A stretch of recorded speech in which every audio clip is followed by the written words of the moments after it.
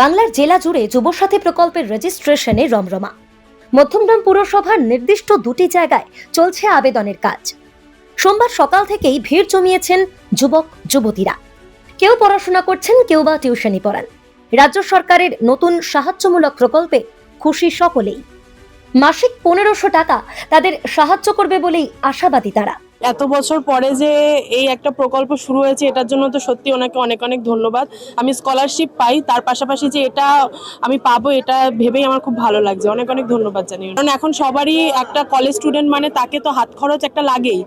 মা বাবা দিচ্ছে, কিন্তু তার পাশাপাশি তারও তো কিছু খরচপাতি থাকে, তো সেগুলোর জন্য আমার মনে হয় এটা ঠিক আছে। খুবই ভালো উদ্যোগ করেছে আমাদের মাননীয় মুখ্যমন্ত্রী মমতা বন্দ্যোপাধ্যায়। এটা বেকারদের জন্য দিচ্ছে। আমরা তো মাধ্যমিক পাশ করে সেরকম এখানে কিছু করিনি, দিচ্ছে 1500 টাকা করে। এটা আমাদের আগামী দিনে কোনো পরীক্ষার প্রস্তুতির জন্য ফর্ম ফিল আপ করতে পারবো। ঠিক আছে, এই আর কি। এইটা পেলে পর আমার খুব ভালো হয়, কেন কি আমি সেই বেকার ইয়ের জন্য এটা অ্যাপ্লাই করেছি। এখন বর্তমানে আমি টিউশন করি। হ্যাঁ, পড়াশোনা গ্র্যাজুয়েট। না, চেষ্টা করা হয়েছে। রবিবারের থেকেও বেশি ভিড় জমেছে সোমবার। ক্যাম্পের এক কর্মী জানান, বিকেল 4টের মধ্যে যদি 1 লক্ষ মানুষও পৌঁছন, সকলেই সুবিধা পাবেন।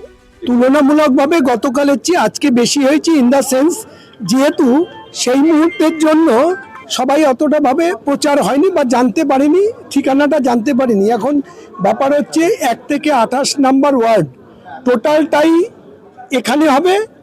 এখানে 1 থেকে 28টা ওয়ার্ড যে যেখানে যার সুবিধে হবে সেটা দেওয়া, এই কারণে তাদের পাওয়া নিয়ে কথা। তো যত লোক আসবে তাতে যদি 1 লাখ লোক আসে, 1 লাখ লোকেরই দেওয়া হবে।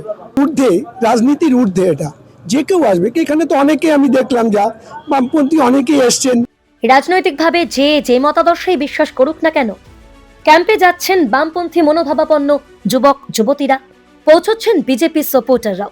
এমনটাই জানাচ্ছেন মধ্যমগ্রাম পুরসভার পুরপ্রধান নিমাই ঘোষ।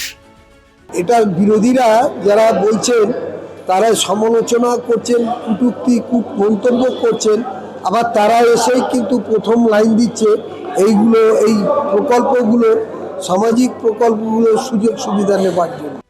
যুবসাথীর লাইনেই স্পষ্ট হয় বাংলায় বেকারত্বের কি হাল, দাবি বিজেপির। এইটা এই যুবসাথীকেই প্রমাণ করে দিচ্ছে যে আজকে বেকারত্বের কি ভয়াবহ পরিস্থিতি বাংলা। ভোট বৈতরণী পার হওয়ার একটা কৌশল ছাড়া আর কিছু না। সেটা সরকার সেখানে সরকারি কর্মচারীদের মাইনে দিতে পারছে না, দিয়ে দিতে পারছে না দেনার জন্য।